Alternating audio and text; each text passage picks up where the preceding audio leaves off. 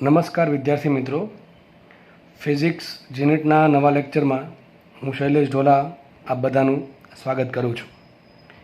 તો આપણે લાસ્ટ લેક્ચરમાં વિદ્યુત ક્ષેત્ર વિશે માહિતી મેળવેલી અને અલગ અલગ વિદ્યુતભાર ઘનતાઓ, રેખીય વિદ્યુતભાર ઘનતા, પૃષ્ઠ વિદ્યુતભાર ઘનતા અને કદ વિદ્યુતભાર ઘનતાની માહિતી મેળવી આપણે એના દાખલાનો અભ્યાસ કરેલો છે. એમાં આધારિત તમને બે ટાઈપના દાખલા પૂછાઈ શકે. એક મેં તમને કીધું હતું કુલ વિદ્યુતભાર શોધવાના અને બીજા પૂછી શકે કુલ વિદ્યુત ક્ષેત્ર શોધવાના.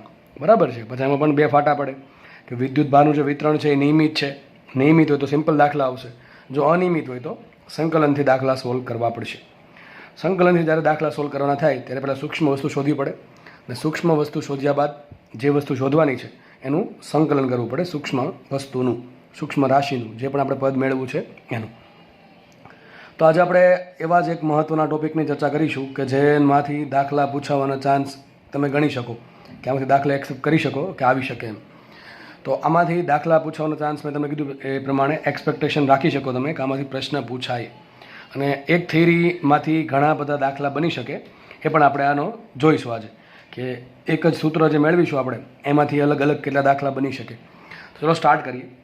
તો રકમ પહેલાં વાંચી લઈએ. શું છે? જો કેપિટલ આર ત્રિજ્યાની રિંગ પર ક્યુ વિદ્યુતભાર સમાન રીતે વિતરિત થયેલો છે. તો રિંગના કેન્દ્રથી એક્સ અંતરે અક્ષ પર આવેલા કોઈ બિંદુએ વિદ્યુત ક્ષેત્ર મેળવવું. જો રિંગ પરના વિદ્યુતભારની રેખીય વિદ્યુતભાર ઘનતા લેમડા હોય તો જવાબ લેમડા સ્વરૂપે પણ મેળવવું.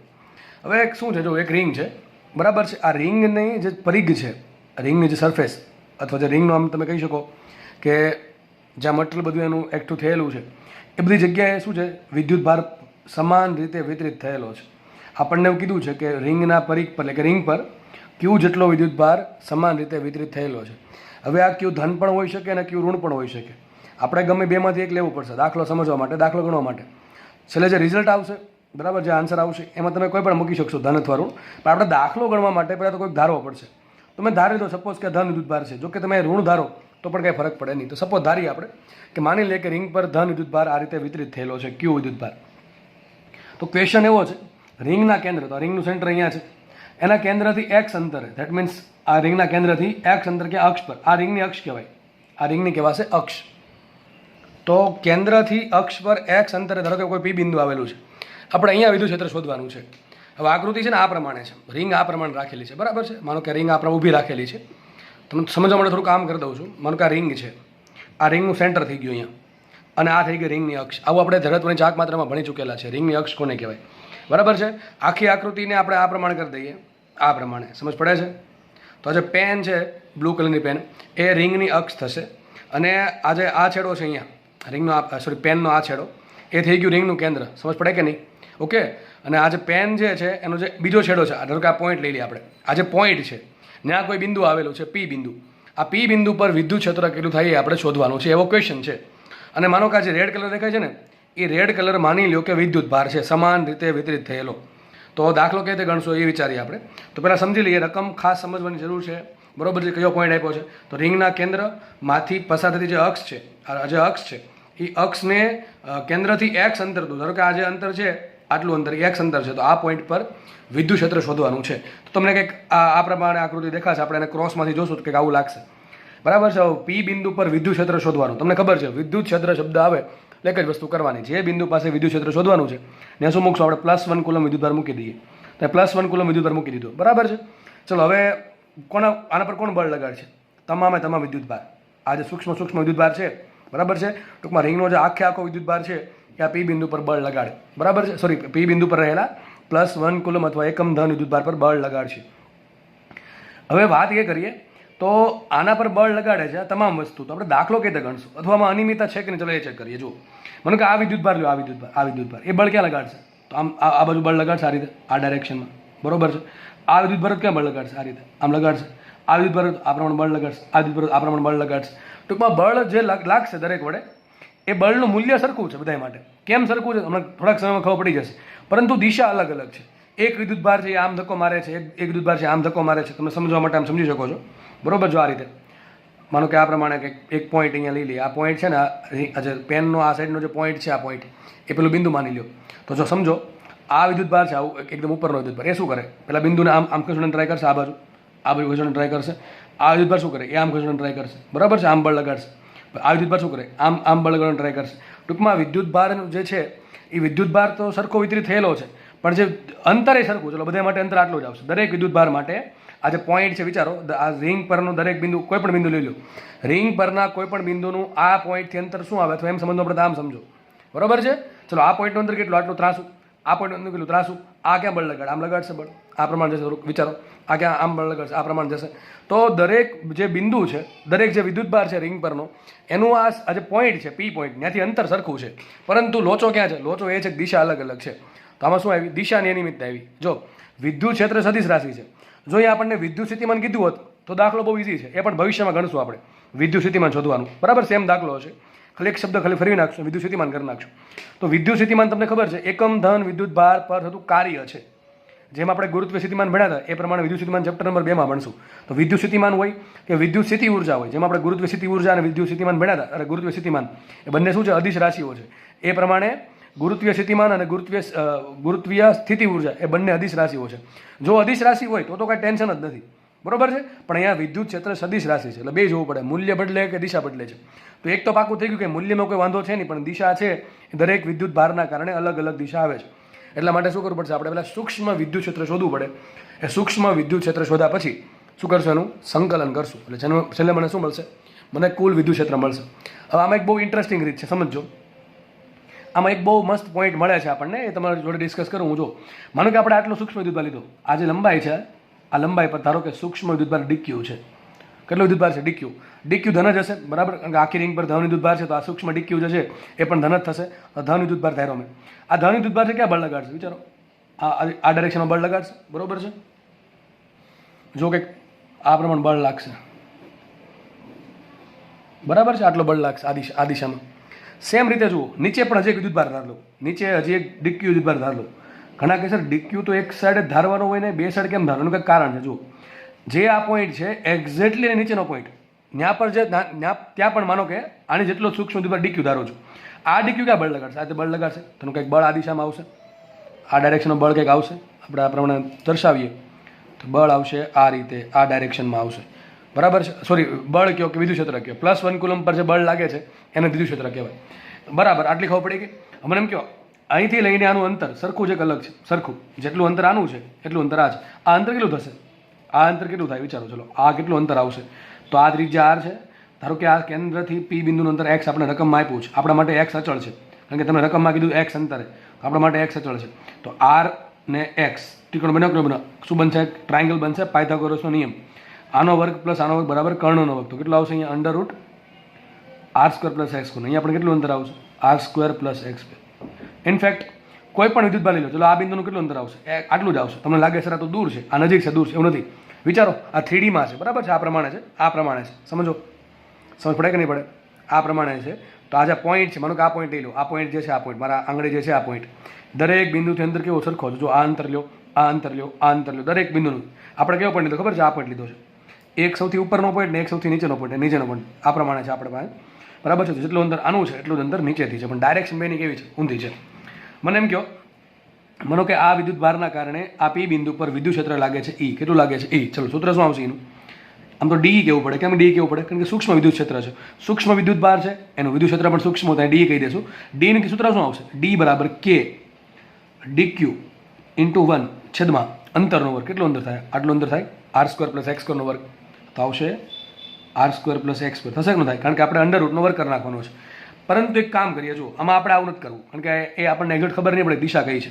એક કામ કરીએ, ચલો આના કારણે કેટલું વિદ્યુત ક્ષેત્ર ઉત્પન્ન થશે મૂકીએ. ચલો આનું સૂત્ર શું આવશે? K × વિદ્યુતભાર dq × 1, બરાબર, 1 જ આવવાનું છે, છેદમાં અંતર. તો આટલું જ આવશે, આટલું જ આવશે કે નહીં આવે?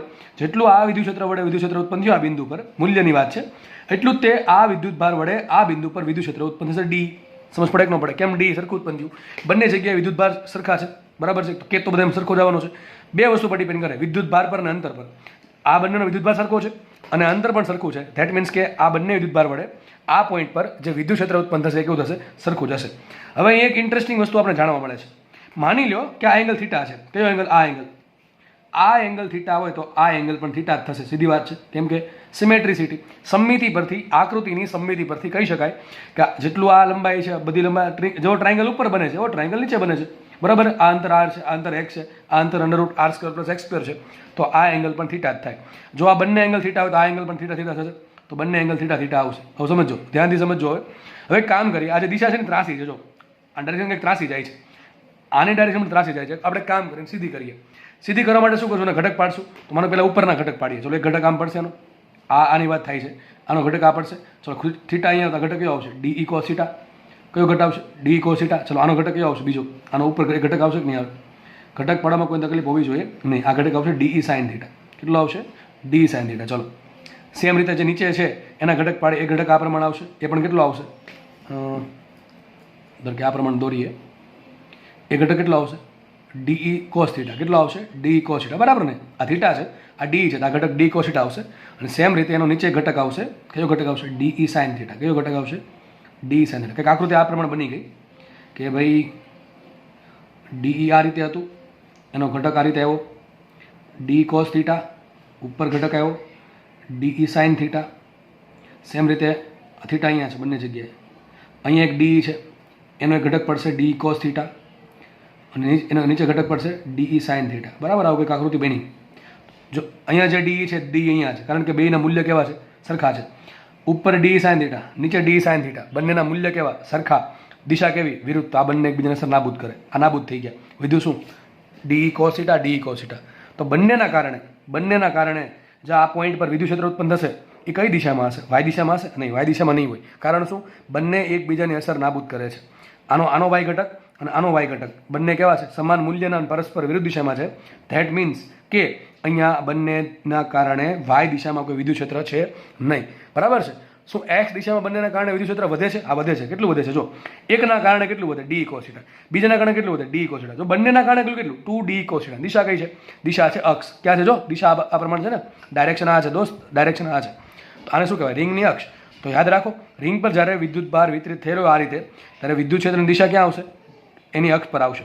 ઘણા કેસર તો બે જ લીધા, બીજા તમે લો. હું તમને એમ કહું, તમે આ પોઈન્ટ લો ને આ પોઈન્ટ લો. ચલો, તો આ પોઈન્ટ બળ ક્યાં લગાડશે? આ રીતે થશે. આ પોઈન્ટ છે, આ પોઈન્ટ બળ લગાડશે આ બાજુ, આ પણ બળ લગાડશે આ બાજુ. તો યાદ રાખો, તમને આવા બે વિદ્યુત ભારોના જોડકા મળી જ જશે. આખી રિંગ પર તમને બે જોડકા મળી જ જશે કે જે વિદ્યુત ભારો એકબીજાના વાય દિશાના ઘટકોની અસર નાબૂદ કરશે અને તમને માત્ર ને માત્ર એક જ દિશામાં વિદ્યુત ક્ષેત્ર મળશે. એટલા માટે બે જગ્યાએ અલગ અલગ વિદ્યુત ભાર ધાર્યા. બાકી આપણે તમને થવું જોઈએ કે સર આપણે તો પહેલાં સૂક્ષ્મ વિદ્યુત ભાર શોધી નાખે, એનું સંકલન કરી નાખીએ. સંકલન કરશો ને તો તમને કુલ વિદ્યુત ક્ષેત્ર મળશે. એ કુલ વિદ્યુત ક્ષેત્રમાં વાય દિશાનો ઘટક હોય નહીં. એ સાબિત કરવા માટે મેં અહીંયા બે અલગ અલગ વિદ્યુત ભાર ધારેલા છે. સમજ પડી ગઈ? તો સમજ શું પડી તમને આટલી સમજ પડવી જોઈએ કે રિંગ પર જે વિદ્યુત ભાર છે એનો કુલ વિદ્યુત ભારના કારણે તમને આજે સમાન વિતરણ થયું છે વિદ્યુત ભારનું, એના લીધે હંમેશા તમને સૂક્ષ્મ વિદ્યુત ભારના જોડકા મળશે. વિદ્યુત ભારો સમાન છે, એમના પી બિંદુથી અંતર સમાન છે, પરંતુ જે એનું જે વિદ્યુત ક્ષેત્રની દિશા છે એમાં હંમેશા સામેના ઘટક નાબૂદ થઈ જશે અને માત્ર એમના જે અક્ષ પર જે ઘટક છે એ જ ઘટક વધશે. તો લખી શકાય અહીંયા ડીક્યુના લીધે, એક જ ડીક્યુ લો છું, ખાલી એક જ ડીક્યુના લીધે પી બિંદુ પાસે ઉદ્ભવતું વિદ્યુત ક્ષેત્ર. ચલો શું કહેશો આને? DEX કહેશું ને. કેમ DEX કીધું છે? અરે ઓનલી કઈ ડાયરેક્શનમાં છે? X direction. સપોઝ આપણે ધાર લઈએ અહીંયા કે આ એક્સ ડાયરેક્શન છે ને આ વાય ડાયરેક્શન છે. તો વાય ડાયરેક્શનમાં નેટ વિદ્યુત ક્ષેત્ર 0 થઈ જશે, કારણ કે સામેના ઘટક છે વિદ્યુત ભારના, એ સામેના જે જોડકા બનશે, બરાબર, વિદ્યુત ભારના, એ જોડકામાં જે વિદ્યુત ક્ષેત્ર ઉત્પન્ન થશે પી બિંદુ પર, એના વાય ઘટક એકબીજાની અસર નાબૂદ કરશે. તો એક વિદ્યુત ભાર DQ છે, એના કારણે કેટલું ઉત્પન્ન થશે? DE cos theta. લખીએ અહીંયા DEX DE cos થીટા. આ એવું એક વિદ્યુત ભારના કારણે મારે જોઈએ છે, આના તમામ વિદ્યુત ભારના કારણે. સિમ્પલ છે. મને એમ કહો DEY કેટલો આવશે? DEY થઈ જશે નેટ 0. જો એકના કારણે તમે જુઓ, એકના કારણે DE sin θ 0, સોરી, એકના કારણે DE sin θ આવશે, પણ આવી પેર બનાવશો તો હંમેશા થશે 0. તો સમેશન DEY = 0. ટૂંકમાં તમે એમ માની લો ને ભાઈ કે વાય દિશામાં વિદ્યુત ક્ષેત્ર છે નહીં, જે છે એ ક્યાં છે? એક્સ દિશામાં છે. તો એક્સ દિશામાં તો મને એમ કહો કુલ વિદ્યુત ક્ષેત્ર ક્યાં આવશે? એક્સમાં આવશે, વાયમાં આવશે, વચ્ચે આવશે, માત્ર ને માત્ર એક્સમાં. બધાયના અસરના કારણે ક્યાં આવશે? માત્ર ને માત્ર એક્સમાં. તો આને સિમ્પલ ડીઈ પણ કહી શકો. શું કહી શકો તમે? ડીઈ. જે એક્સ દિશામાં વિદ્યુત ક્ષેત્ર છે એ જ કુલ વિદ્યુત ક્ષેત્ર છે. કારણ શું? વાય દિશામાં કોઈ વિદ્યુત ક્ષેત્ર છે નહીં. જો એક્સમાં હોય ને વાયમાં હોય શું કરવું પડે તમને ખબર છે? એક્સના ઘટકનો વર્ગ, વાયના ઘટકનો વર્ગ બરાબર શું મળશે? આ જે ડીઈ છે એનો વર્ગ મળશે. પણ વાયનો ઘટક જ 0 છે, તો જે ડીઈ છે શું થઈ જશે? ડીઈ કોસ થીટા એટલે કે ડીઈ એક્સ એટલું થઈ જશે. તો આપણે કામ કરીએ, આનું સંકલન કરીએ શું મળશે? આપણને આવું મળ્યું, ડીઈ બરાબર ડી કંઈક ભૂલ છે, બરાબર છે. ઘણા કેસરા ડીઈ કેમ ઉડી ગયા? ઉડતા નથી, સોરી. આ એટલે ડીઈ ટોટલ. તો ડીઈ ટોટલ કેટલું આવશે? ડી ટોટલ આવશે ડીઈ ઇન્ટુ કોસ થીટા. ટૂંકમાં જે ડીઈ છે, આ જે ડીઈ છે એનો એક્સ ઘટક છે એ તમારું વિદ્યુત ક્ષેત્ર બનશે. તો લખીએ અહીંયા સંકલન, કુલ વિદ્યુત ક્ષેત્ર ગણ નાખીએ. કુલ વિદ્યુત ક્ષેત્ર શું આવશે? ડીઈ કોસ થીટાનું સંકલન. તો સંકલન ડીની કિંમત કેટલી છે? આગળ મેળવેલી છે. કેટલી છે? કે ડીક્યુ છેદમાં R square plus x square. બરાબર કે નહીં? આટલી થશે ને? ઇન્ટુ શું આવશે? Cos theta. બરાબર? સમજ પડી કે ન પડી? ઘણાને એ સમજ નહીં પડી હોય. આ શું લખ્યું છે કે વિદ્યુત ક્ષેત્ર છે એનો એક્સ ઘટક કેટલો? D cos theta. અને જે એક્સ ઘટક છે એ વિદ્યુત ક્ષેત્રનો ઘટક થશે. કારણ શું? માત્ર ને માત્ર એક્સ ડાયરેક્શનમાં જ વિદ્યુત ક્ષેત્ર છે એટલા માટે. આ તો એક વિદ્યુત ભારના કારણે મળ્યું. કુલ કેટલું મળશે? તો એક વિદ્યુત ભારના કારણે કેટલું વધ્યું? આટલું. DE cos theta. એનું શું કરો? સંકલન. તો આગળ વધીએ. આ ડી ક્યાંથી આવ્યું? ડી શું છે? આ નાનકડા વિદ્યુત ભારના કારણે પી બિંદુ પાસે ઉદ્ભવતું વિદ્યુત ક્ષેત્ર. તમને આમાં ખબર ન પડે તો એના માટે તમને આગળની થિયરી જોવી પડે. બરાબર? કેટલું આવશે? કે ક્યુ બાય આર સ્ક્વેર. એ રીતે વાપર્યું છે. તો મને ચલો અચળ વસ્તુ પહેલાં કોમન કાઢી લઈએ, પછી આગળ વધીએ. તો અચળ વસ્તુ કઈ છે? જો એક કામ કરે, પહેલાં કોસ થીટા સુધી નાખીએ એટલે કન્ફ્યુઝન જાય દૂર આપણું. કોસ થીટા કેટલા મળશે? ટ્રાયંગલ દોર દઉં છું. આ ટ્રાયંગલ છે, નીચે દોર દઉં છું. આ થીટા છે, આ આપણા માટે આર છે, આ એક્સ છે, આ શું છે? Under root r square plus x square. જરૂર છે કોસ થીટાની. તો કોસ થીટા બરાબર શું આવશે? કોસ થીટા બરાબર પાછળની બાજુ છેદમાં ગણો તો આવશે એક્સના છેદમાં under root r square plus x square. પણ અહીંયા આપણા કેસમાં એક્સ કેવો છે? એક્સ અચળ છે. જો હજી કહું છું એક્સ કેવો છે? અચળ. કારણ શું છે? તમને ચોખ્ખું કીધું છે કેન્દ્રથી એક્સ અંતર તમારે વિદ્યુત ક્ષેત્ર શોધવાનું છે. કેન્દ્રથી તમારે એક્સ અંતરે વિદ્યુત ક્ષેત્ર શોધવાનું છે. ધેટ મીન્સ કે એક્સ તો અચળ છે. બરાબર છે? મુખ્ય કિંમત માટે ઈ બરાબર સંકલન કે ડીક્યુ એમ રાખીએ. અહીંયા આવશે r square plus x square into cos theta બરાબર શું આવશે? એક્સના છેદમાં under root r square plus x square. છેલ્લે નેટ કેટલું વધશે? જો કે કોમન આવી ગયા. એક કામ કરે, ઘડીક લખી નાખું. ચલો નામ તો શું આવશે? અહીંયા k into x into DQ છેદમાં શું આવશે? અહીંયા આર સ્ક્વેર પ્લસ એક્સ સ્ક્વેરની એક ઘાત છે, અહીંયા આર સ્ક્વેર પ્લસ એક્સ સ્ક્વેરની અડધી ઘાત છે. 1 ને અડધી ઘાત થાય 1.5, એટલે કહેવાય કેટલી? 3/2. અહીંયા આવશે આર સ્ક્વેર પ્લસ એક્સ સ્ક્વેરની 3/2. અચળ કઈ વસ્તુ છે? કે અચળ છે, એક્સ અચળ છે, આર અચળ છે, એક્સ સ્ક્વેર અચળ છે. ટૂંકમાં આખું પદ અચળ છે. વચ્ચે શું ખાલી ડીક્યુ. તો માટે આન્સર બહુ સિમ્પલ આવશે. ઈ ઇઝ ઇક્વલ ટુ શું આવશે? કે એક્સના છેદમાં આર સ્ક્વેર પ્લસ એક્સ સ્ક્વેરની 3/2 ઘાત. અને સંકલનમાં શું વધશે? ડીક્યુ. ડીક્યુ શું છે? સૂક્ષ્મ વિદ્યુત ભાર. સૂક્ષ્મ વિદ્યુત ભારનું સંકલન. ચલો શું થાય વિચારો? સૂક્ષ્મ વિદ્યુત ભારનું સંકલન. અરે ભાઈ, તમારી પાસે જે પણ સૂક્ષ્મ વિદ્યુત ભાર છે એનું સંકલન કરો, તમને શું મળશે? રિંગ પરનો કુલ વિદ્યુત ભાર ક્યુ રકમમાં આપ્યો છે એ. તો આન્સર આવી ગયો. શું આન્સર આવશે? આપણે હું નેક્સ્ટ પેજ પર લખું છું. બરાબર છે? લખી દેજો ના, પછી આપણે નેક્સ્ટ પેજ પાછું લખીએ. તો અહીંયા આવશે કે ક્યુ ને. આનું સંકલન શું થશે? આનું સંકલન થશે ક્યુ. કે ક્યુ એક્સના છેદમાં આર સ્ક્વેર પ્લસ એક્સ સ્ક્વેરની 3/2 ઘાત. આ તમારો જવાબ. ટૂંકમાં આખી જે રિંગ પર વિદ્યુત ભાર છે ક્યુ, એના કારણે પી બિંદુ પર આટલું વિદ્યુત ક્ષેત્ર ઉત્પન્ન થશે. હકીકત શું છે? ઈ એક્સ છે. શું છે આ ઈ એક્સ? કે ભાઈ બધા વિદ્યુત ભાર છે એના કારણે નેટ આ ડાયરેક્શન એટલે કે એક્સ ડાયરેક્શનમાં અથવા રિંગની અક્ષ પર કેટલું વિદ્યુત ક્ષેત્ર ઉત્પન્ન થાય? તો કે ક્યુ એક્સના છેદમાં આર સ્ક્વેર પ્લસ એક્સ સ્ક્વેરની 3/2 ઘાત. જે એક્સ ડાયરેક્શનમાં છે એ જ ઈ છે, કારણ કે ઈ વાય બરાબર શું છે? 0 છે. કારણ કે તમામ વિદ્યુત ભારના કારણે વાય ડાયરેક્શનમાં વિદ્યુત ક્ષેત્ર 0 થઈ જાય છે એટલા માટે. તો પ્રશ્ન પૂછાય કે રિંગ પર આ પ્રમાણે વિદ્યુત ભાર વિતરિત થયેલો સમાન રીતે, તો વિદ્યુત ક્ષેત્રની દિશા કઈ? શું આન્સર આવશે? રિંગની અક્ષ. શું આવશે? રિંગની અક્ષ. રિંગ જો આ પ્રમાણે હશે, બરાબર, તો આ અક્ષ થઈ ગઈ. આ પ્રમાણે હોય તો પછી આ પ્રમાણે આવશે ભાઈ. તો આ રીતે આવશે. તો કઈ ડાયરેક્શનમાં આવશે? વાય દિશામાં આવશે. ટૂંકમાં 100 વાતની એક વાત, આ પ્રમાણે વિદ્યુત ભાર વિતરિત થયેલો હશે તો વિદ્યુત ક્ષેત્ર ક્યાં આવશે? રિંગની અક્ષ પર આવશે. આપણે આગળ વધીએ, આ સૂત્રને થોડુંક આગળ વધારશું આપણે. અને બીજી એક વાત, તમારે આન્સર શું લખ્યું છે? જો રિંગ પર વિદ્યુત ભારની રેખીય વિદ્યુત ભાર ઘનતા લેમડા હોય તો તમારા આન્સર લેમડા સ્વરૂપે પણ લાવવાનો છે. આપણે લેમડા સ્વરૂપે લાવીએ. ચલો, તો છેલ્લે આપણને કંઈક આવું પરિણામ મળ્યું હતું કે ઈ જે છે એ હકીકત ક્યાં ઉત્પન્ન થશે? ઈ અક્ષ પર જ ઉત્પન્ન થશે. કેટલું હશે? કે ક્યુ એક્સના છેદમાં આર સ્ક્વેર પ્લસ એક્સ સ્ક્વેરની 3/2 ઘાત. આટલું ઉત્પન્ન થશે. બરાબર છે? તો માનો કે તમારા આન્સર લેમડા સ્વરૂપે લાવવાનો છે. તો લેમડા સ્વરૂપે કઈ રીતે લાવશું? વિચારો. લેમડા સ્વરૂપે આન્સર લાવવાનો છે તો લેમડા અને ક્યુને શું લેવા દેવા છે? પહેલી વાત તો એમ કરો કે વિદ્યુત ભાર છે સમાન રીતે વિતરિત થયેલો છે. હા, વિદ્યુત ભાર સમાન રીતે વિતરિત થયેલો હોય તો લેમડા ડીક્યુના બે સૂત્ર છે. એક તો આ સૂત્ર આવે ડીક્યુ બરાબર લેમડા ઇન્ટુ ડીએલ અને એક આવશે ક્યુ બરાબર લેમડા ઇન્ટુ એલ. બરાબર. આ ક્યારે વપરાય? જ્યારે વિદ્યુત ભારનું વિતરણ સમાન ન હોય, ટૂંકમાં કેવું અનિયમિત હોય, ત્યારે સૂક્ષ્મ શોધવાનું એનું સંકલન કરીને તમારે ક્યુ લાવવાનું. પણ જ્યારે વિદ્યુત ભારનું વિતરણ સમાન હશે, વ્યવસ્થિત હશે, ત્યારે શું વાપરી શકો છો? ડાયરેક્ટલી તમે ક્યુ બરાબર લેમડા વાપરી શકો છો. અહીંયા આપણે જે કેસ આપ્યો છે એમાં રિંગ પર વિદ્યુત ભાર સરખી રીતે વિતરિત થયેલો છે, એટલા માટે આપણે ડાયરેક્ટ આ સૂત્ર વાપરીશું. આગળની થિયરી જેને વ્યવસ્થિત સમજ પડી છે એને જ આ વસ્તુ સમજ પડશે, બાકી તો ગોખવું પડશે. એટલે જેને સમજ નથી પડી લેક્ચર વ્યવસ્થિત જોઈ લે. તો ક્યુ બરાબર આપણે લેમડા સૂત્ર વાપરીએ તો ક્યુ બરાબર થઈ ગયું લેમડા ઇન્ટુ એલ.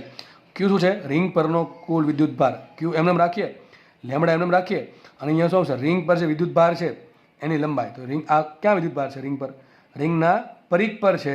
તો અહીં એલ બરાબર શું આવશે? 2π ઇન્ટુ આર. 2π આરને શું કહેવાય? રિંગનો પરિઘ ને, બરાબર ને? અને રિંગનો પરિઘ છે એ રિંગ માટે લંબાઈ થાય. તો અહીંયા આવશે 2π આર. તો મને કહી શકો તમે કે ભાઈ અહીંયા ક્યુ બરાબર શું આવશે? Lambda into 2π R. અને એ કિંમત આપણે અહીંયા મૂકશું તો શું આન્સર આવશે આપણો? લેમડા સ્વરૂપે આન્સર આવશે. ચલો જોઈ લઈએ. તો ઈ અક્ષ બરાબર કેટલા આવશે? ઈ અક્ષ આવશે કે એમને રાખીએ, ક્યુ શું આવશે? લેમડા 2π આર ઇન્ટુ એક્સ ના છેદમાં આર સ્ક્વેર પ્લસ એક્સ સ્ક્વેરની 3/2. આટલું આવશે કે નહીં આવે? ચલો આટલું આવશે. બરાબર છે. તો તમારો આન્સર આવી ગયો. ઘણી વખત છે ને તમને ઓપ્શનમાં આવો પણ આન્સર આપેલો હોઈ શકે અને તમને આવો પણ આન્સર હોઈ શકે. બરાબર છે. જોઈ લેવાનું. ક્યુ સ્વરૂપે હોય તો આ પ્રમાણે રાખવાનું, લેમડા સ્વરૂપે તો આ પ્રમાણે રાખવાનું. સૂત્ર બેમાંથી એક યાદ રાખવાનું છે. મારા મતે આ ઇઝીલી યાદ રહી જાય એવું છે અને યાદ રાખવું જ પડશે. તમારે સૂત્ર યાદ રાખવા માટે સૂત્રપોથી બનાવવી જ પડશે. જેટલી વહેલી સૂત્રપોથી બનાવશો એટલા તમે ફાયદામાં રહેશો આગળ જઈને ભવિષ્યમાં. કારણ કે ગામને માનો કે નીટ હોય તો 180માંથી 150 માર્ક આવતા હોય અને આપણે 50 માર્કે ન આવતા હોય, એનું કારણ એ છે કે એનું રિવિઝન થતું હોય. બરાબર છે. ધોરણ 11માં 12માં હોય અને આપણે કોઈ દી સૂત્ર એક વખત માંડ લેક્ચર જોતા હોય, પરાણે સૂત્ર કોઈ દી યાદ ન રાખવાની પ્રયત્ન ન કર્યો હોય, દાખલા કોઈ દી ના ગણ્યા હોય, ચોપડો કોઈ દી રિવિઝન ના કર્યો હોય તો 50 માર્ક જ આવે 150માંથી. અને સેમ વસ્તુ જીવાળાને લાગુ પડે. ટૂંકમાં જેટલી વહેલી સૂત્રપોથી બનાવશો, એનું રિવિઝન કરશો, એટલા ફિઝિક્સમાં માર્ક્સ વધશે. બરાબર. આગળ વધીએ તો આપણે તો અહીંયા આન્સર થોડોક વ્યવસ્થિત લખો તો આમ લખી શકાય. એક કામ કરીએ, થોડુંક શું લખીએ? લેમડા ઇન્ટુ કે કરી નાખું. Lambda k into 2π R x છેદમાં આર સ્ક્વેર પ્લસ એક્સ સ્ક્વેરની 3/2. એક તો આમ થઈ શકે. બીજી એક વસ્તુમાં ચાળા કરે તો આમ થાય. યાદ રાખો, જો આપણે પાય આવતો હોય ને પાય ને કે બરાબર શું મૂકી દેવાનું? 1/4πε0. મોટા ભાગના કેસમાં છે ને આવું થશે. તમને યાદ હોય તો મેં તમને કીધું હતું કે ફિઝિક્સમાં વિદ્યુત ક્ષેત્ર, વિદ્યુતના જે દાખલા છે, વિદ્યુતના દાખલા ટૂંકમાં ઇલેક્ટ્રિસિટી જે છે, બરાબર છે, એના ઘણા સૂત્ર એવા આવશે કે જેમાં તમારે પાયવાળા પદ જોડે શું કહેવાય કામ કરવું પડશે. બરાબર છે. તો આવા કેસમાં છે ને તમને ખબર તો આ કે બરાબર 1/4πε0 છે એ લખવાનું કારણ જ આ છે કે પાયાવાળા પદને ઉડાડવા માટે. તો આપણે કામ કરીએ, અહીં પાયાવાળું પદ છે ઉડાડવું છે તો શું કરશું? કે બરાબર મૂકી દઈએ 1/4πε0. અને મેં તમને પહેલાં કીધું છે જ્યારે પણ કોઈ પણ માધ્યમની ચોખવટ ના પાડે, હવે તમને કીધું છે રિંગ કયા માધ્યમમાં છે, કેટલો ડાયઇલેક્ટ્રિક અચળાંક છે, નથી કીધું તો શું કરશું આપણે? કંઈ નહીં, હવાનું માધ્યમ માની લેશું. અને જો કીધું હોત કે રિંગ ભાઈ આ માધ્યમમાં છે તો શું કરું? ભાંગ્યા કે કરવા પડે. કે શું છે? ડાયઇલેક્ટ્રિક અચળાંક છે. બરાબર. તો આપણે કિંમત મૂકીએ તો શું આવશે? લેમડા એમને રાખીએ, આ 2π આર એક્સ એમને રાખીએ અને કે બરાબર શું મૂકી દે? 4πε0. બાકીનું પદ આવશે એમને આર સ્ક્વેર પ્લસ એક્સ સ્ક્વેરની 3/2. તો જો અહીંયા 2π અહીંયા 4π ઉડી ગયા તો તમારો આન્સર કંઈક સ્વીટ કંઈક આવો આન્સર આવશે. અક્ષ પર કેટલું વિદ્યુત ક્ષેત્ર હશે?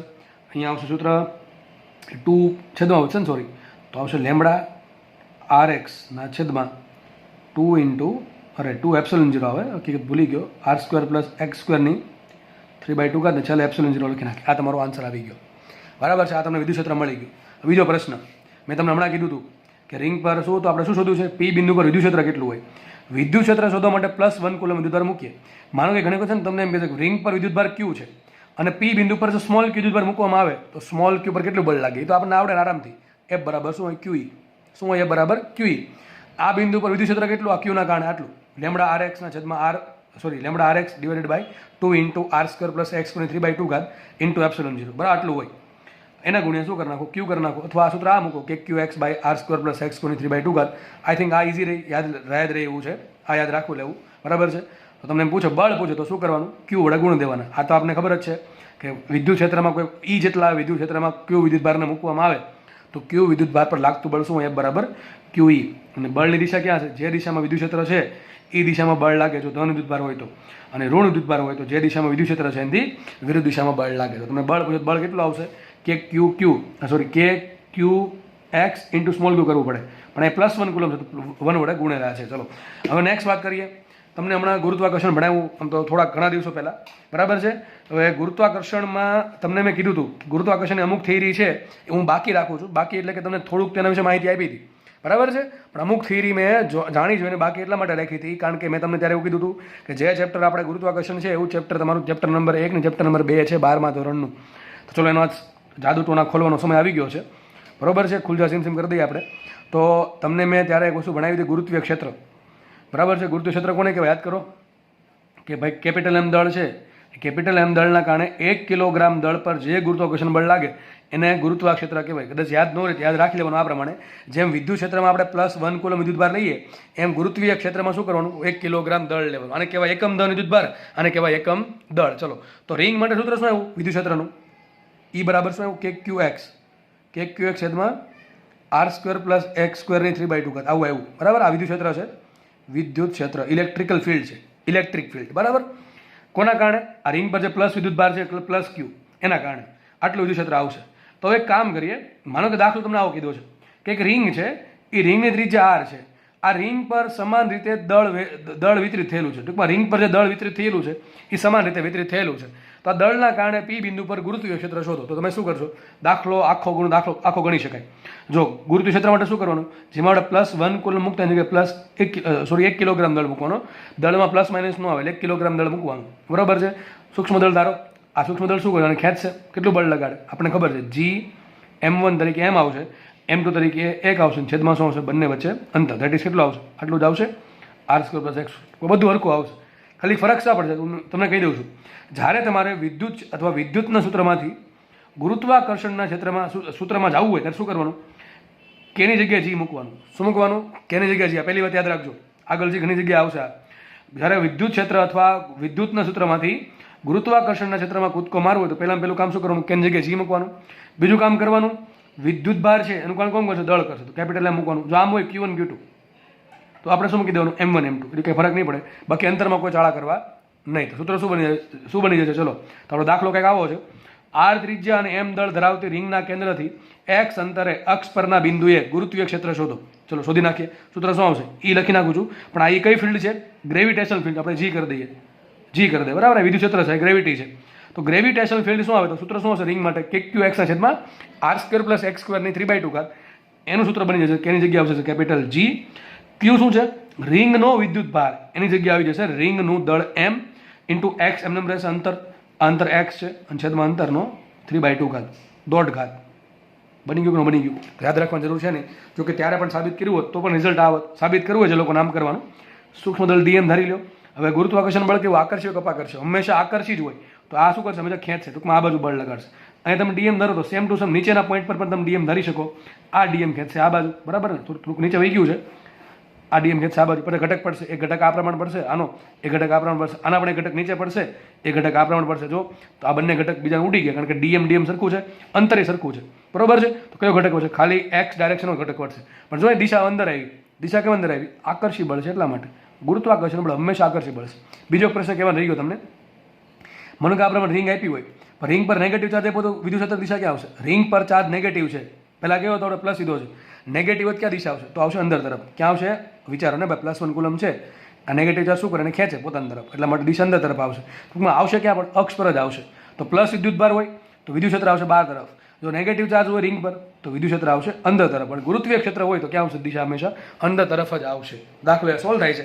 વિદ્યુત ક્ષેત્ર હોય, ગુરુત્વીય ક્ષેત્ર હોય. ભવિષ્યમાં દાખલો તમને નીટમાં કે જીમાં બંનેમાંથી કોઈ એકનો પૂછી શકે છે, બરાબર. રિંગના દાખલા લગભગ પૂછવાનો ચાન્સ છે. પછી આમાંથી પૂછે કે આમાંથી પૂછે, આપણે માર્ક્સ જવા જોઈએ નહીં. તમને અંતર આપી દે, R આપી દે, M આપી દે, તો Q આપી દે, તો તમને શું પૂછે? વિદ્યુત ક્ષેત્ર શોધો અથવા ગુરુત્વીય ક્ષેત્ર શોધો. અને M ન આપે તો મેં તમને શું કીધું? અહીં Q વિદ્યુત ભાર પર લાગતું બળ, તો શું કરવાનું? Q વડે ગુણ નાખવાનું. અથવા આમાં એમ પૂછે કે અહીંયા 1 કિલોગ્રામ વિદ્યુત ભાર નહીં, સ્મોલ m કિલોગ્રામ વિદ્યુત ભાર છે. જો રિંગનું દળ કેપિટલ M છે, પણ રિંગ પર P બિંદુએ ધારો કે સ્મોલ m દળ રાખેલું છે, તો કેટલું બળ લાગે? સૂત્ર આમાં આ જ આવશે. સૂત્ર શું આવશે? F = me. જેમાં આમાં સૂત્ર F = QE આવે છે, એમાં સૂત્ર શું આવશે? F = me. પણ આ કયું બળ છે? વિદ્યુત બળ છે. આ વિદ્યુત ભાર છે અને આ વિદ્યુત ક્ષેત્ર છે. આ ગુરુત્વીય બળ છે, આ દળ છે અને આ ગુરુત્વીય ક્ષેત્ર છે. તો તમને એમ કે સ્મોલ એમ દળ, તો સ્મોલ એમ વડે ગુણ નાખવાના. ગુરુત્વીય ક્ષેત્ર ગુણ્યા જેના પર બળ લાગે છે દળને ગુણ નાખો શું મળશે? ગુરુત્વીય બળ એટલે કે ગુરુત્વાકર્ષણ બળ મળશે. સેમ ટુ સેમ અહીંયા વિદ્યુત ક્ષેત્ર અને જેના પર બળ લાગે છે ધારો કે સ્મોલ ક્યુ, બરાબર છે, એને ગુણ નાખો શું મળશે? વિદ્યુત બળ મળે. ટૂંકમાં એક યાદ રાખો, બીજું ઓટોમેટિક યાદ રહી જશે. ખાલી આટલું યાદ રાખવું જે કે છે કુલમનો અચળાંક એનો થઈ જશે ગુરુત્વાકર્ષણનો સાર્વત્રિક અચળાંક જી, અને જે ક્યુ છે એનું થઈ જાય એમ. ટૂંકમાં Q1 Q2 તો લખી નાખવાનું M1 M2. વાત થઈ ગઈ પૂરી. આગળ વધીએ, નેક્સ્ટ દાખલો સોલ્વ કરીએ આના આધારિત. બરાબર છે, જો શું લખ્યું છે? પ્લસ ક્યુ વિદ્યુતભાર વિતરણ ધરાવતી R ત્રિજ્યાની રિંગના કેન્દ્ર પર રહેલા ઇલેક્ટ્રોનને રિંગની અક્ષ પર x જેટલું સૂક્ષ્મ સ્થાનાંતર એટલે કે લખ્યું છે x is very very less than r આપીને મુક્ત કરતા તેની સરળ આવર્ત ગતિ અથવા સિમ્પલ હાર્મોનિક મોશન માટેનો આવર્તકાળ શોધો, કોણીય આવૃત્તિ ઓમેગા શોધો અથવા એફ શોધો. ચલો શું કહે જુઓ. કદાચ બની શકે કે રકમ વાંચીને ખબર ન પડે, પણ આપણે કામ કરીએ. ચલો વિચારીએ કે માનો કે એક રિંગ છે, સપોઝ કે આ રિંગ લઈ લઈએ આપણે, ફિઝિકલ રિંગ થોડીક હાથમાં છે, બરાબર છે. આ રિંગના સેન્ટર પર વિદ્યુત ક્ષેત્ર કેટલું હોય મને કહો. આગળ જે થિયરી ભણ્યા છીએ એના આધારે રિંગના સેન્ટર પર મને કે દોર દો અહીંયા રિંગ છે અને પ્લસ પ્લસ પ્લસ પ્લસ અથવા માઇનસ માઇનસ વિદ્યુત ભાર તમે કોઈ પણ લઈ શકો છો, બરાબર છે. આ રિંગના સેન્ટર પર વિદ્યુત ક્ષેત્ર કેટલું હશે વિચારો ને. આમને ખબર પડી જાય, સૂત્ર પરથી સાબિત કરાવો ને આમને ખબર આપણે પડી જશે. ચલો એ પણ જોઈ લઈએ. પછી પહેલાં આપણે આમને જોઈ લઈએ સૂત્ર વગર તો શું આવશે. ચલો અહીંયા શું કરવાનું, +1 ગુલ મૂકી દઈએ. હવે આ ધન શું કરે?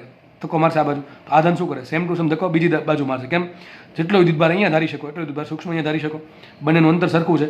તો વિચારો આ વિદ્યુતભાર છે શું કરે? ધક્કો મારશે આ બાજુ. તો સામેનો વિદ્યુતભાર આમ ધક્કો મારશે. ટૂંકમાં તમે આ પ્રમાણે વિચારો, રિંગ પરનો દરેક વિદ્યુતભાર શું કરે?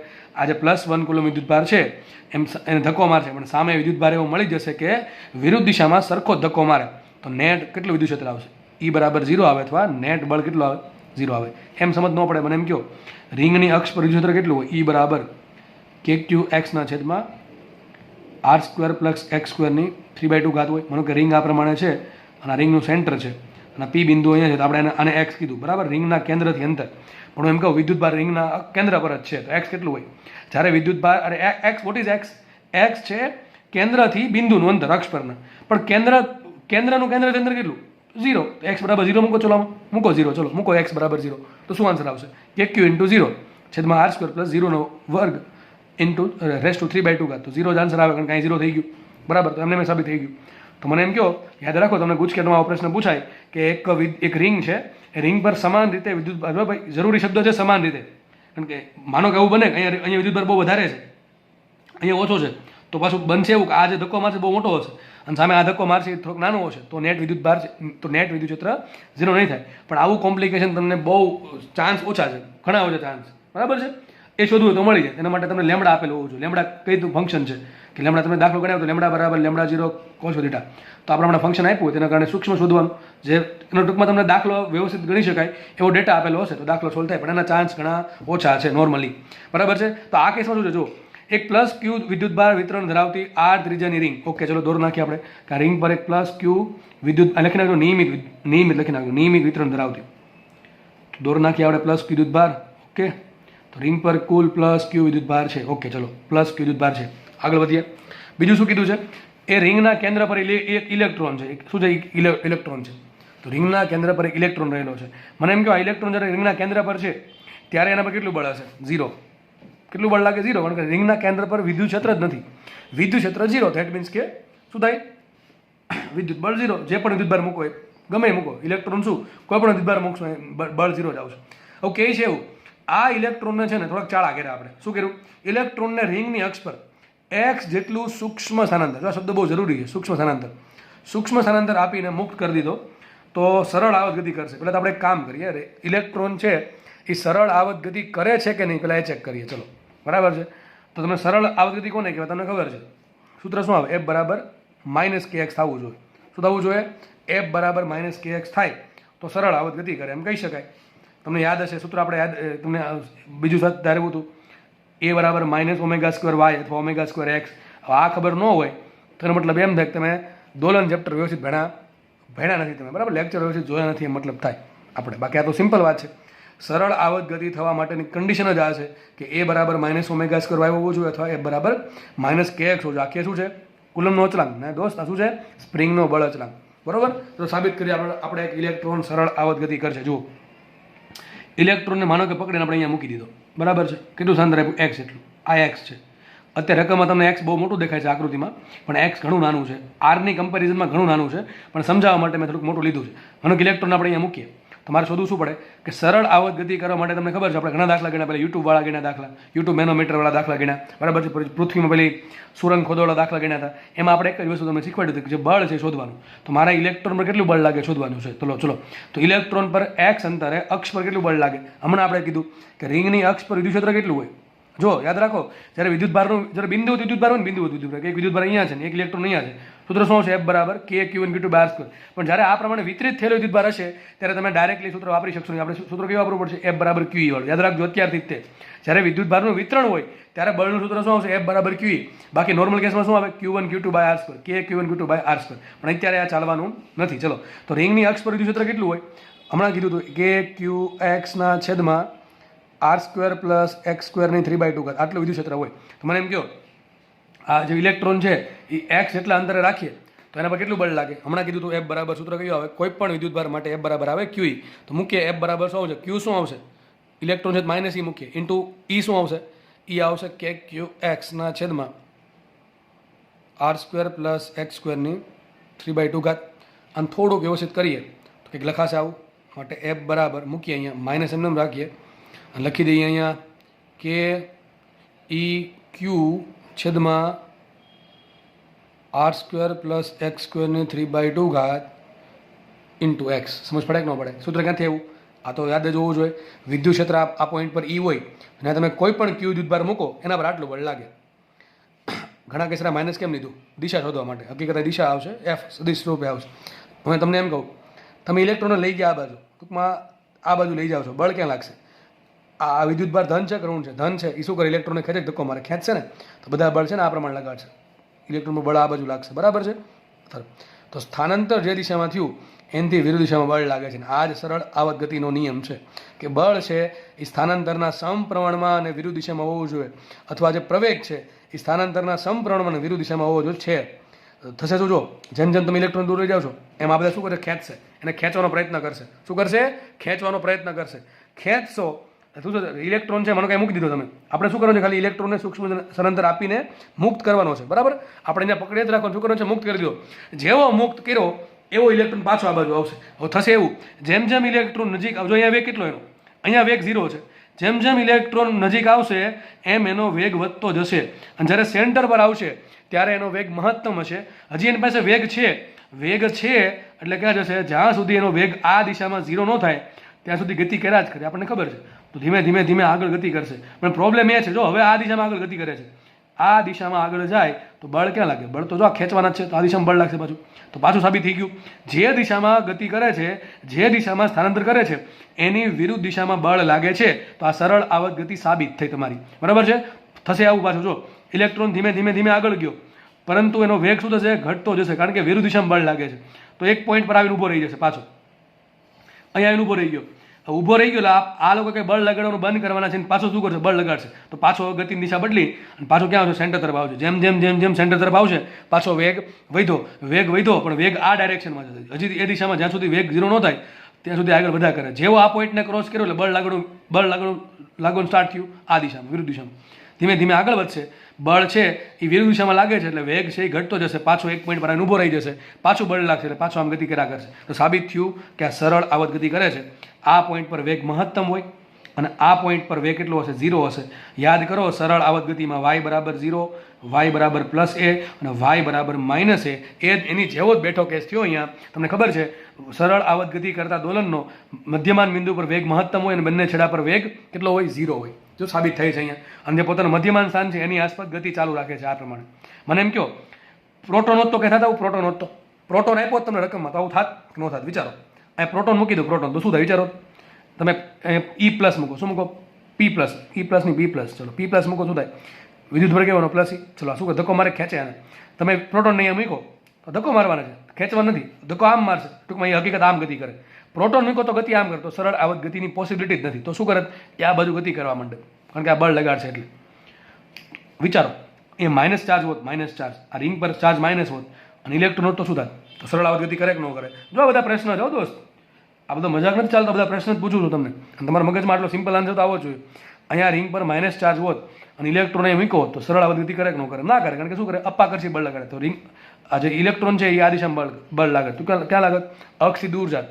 પણ અહીંયા રિંગ પર ચાર્જ નેગેટિવ હોત અને પ્રોટોન મૂકો તો પાછો શું થાય? સરળ આવત ગતિ કરે, કારણ કે પ્રોટોનને ખેંચે તો પ્રોટોનનો વેગ વધશે, પાછો પ્રોટોન ધીમે ધીમે આમ ગયો પાછા ખેંચે, પાછો વચ્ચે આવશે. ટૂંકમાં આ પ્રમાણે સરળ આવત ગતિ કરે. યાદ રાખજો, સરળ આવત ગતિ માટે અહીંયા કન્ડિશન શું છે?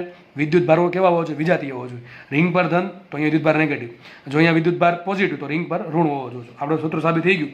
પણ એક કન્ડિશન છે, અહીંયા તમે એમ કહી શકો કે પ્રપોર્શનલ ટુ -x છે. કહી શકો? ના કહી શકો? ના કહી શકો, કારણ કે x તો અહીંયા આવે છે ને x અહીંયા આવે છે, તો તમે આમ ના કહી શકો. હજી સરળ આવત ગતિ સાબિત નથી થઈ સૂત્રથી. આમ સાબિત થઈ ગઈ, સૂત્રથી સાબિત થઈ નથી. ચલો સૂત્રથી સાબિત કરીએ. જો અહીંયા તો આવું કંઈક છે, ઉપર એ x છે, આ x છે ને ઉપર, નીચે પછી x² ની 3/2 ઘાત છે. તો હજી તમે સરળ આવત ગતિ છે એમ સાબિત કરી શકો નહીં. પણ એક કન્ડિશન લેવાનું બાકી છે. x is very very very very very very less than r છે. x ઘણો નાનો છે. હવે x સૂક્ષ્મ હોય તો વર્ગ કેવો થાય? અતિ સૂક્ષ્મ. r તો બહુ મોટો છે, x ની કમ્પેરિઝનમાં r બહુ મોટો છે, તો r નો વર્ગ બહુ મોટો થાય. હવે બહુ મોટી સંખ્યામાં તમે બહુ અતિ સૂક્ષ્મ વસ્તુ છે અથવા જે પદ છે, સંખ્યા છે, એ સંખ્યા ઉમેરો કે બાદ કરો, કંઈ ફરક પડે નહીં. તો આજે પદ છે ને r² + x² રેઝ ટુ 3/2, એની જગ્યાએ શું લખી નાખવું પડે? r². જો આટલું પદ છે, જો ઉપર x ન અવગણી શકો તમે, ઉપર x અવગણી શકો નહીં, કારણ કે જો આ અતિ સૂક્ષ્મ છે, તો અંશ કેવો છે? અતિ સૂક્ષ્મ છે.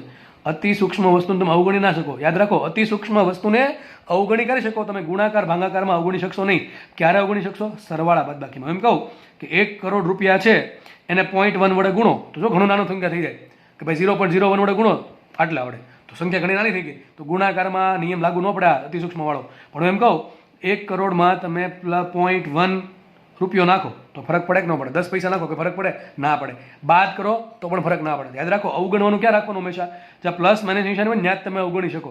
ઉપર આપણે x ગુણાકારમાં છે ત્યાં અવગણાય નહીં. અમુક ગુણવાથી, જો અતિ સૂક્ષ્મ વસ્તુ ગુણવાથી જવાબ ઘણો નાનો થઈ જાય, બરાબર, પણ તમે અવગણી શકો નહીં. તો આમ વિચારી શકો કે r² બહુ મોટી સંખ્યા છે, x² ઘણી નાની સંખ્યા છે, તો બંનેનો સરવાળો કરો તો લગભગ શું આવે? r² જ આવે. ટૂંકમાં એમ વિચારવાનું કે છેદમાં x = 0. ખાસ લખજો ભાઈ, અંશમાં તમે x = 0 નહીં મૂકી શકો, માત્ર ને માત્ર છેદમાં જ મૂકી શકો. કારણ શું લખવાનું? કે x ઘણો નાનો છે તો x² અતિ સૂક્ષ્મ થશે, r મોટો છે તો r² બહુ મોટો થશે. હવે r² જેટલી બહુ મોટી સંખ્યામાં x² જેટલી અતિ નાની સંખ્યા ઉમેરવામાં આવે તો એનાથી જે સરવાળો થાય છે એમાં કોઈ ફરક નહીં પડે. તો આપણે છેદમાં x² = 0 મૂકીએ, શું થશે? 0 નો વર્ગ ઇન્ટુ આવશે 3/2 ઘાત. તો શું થઈ ગયું?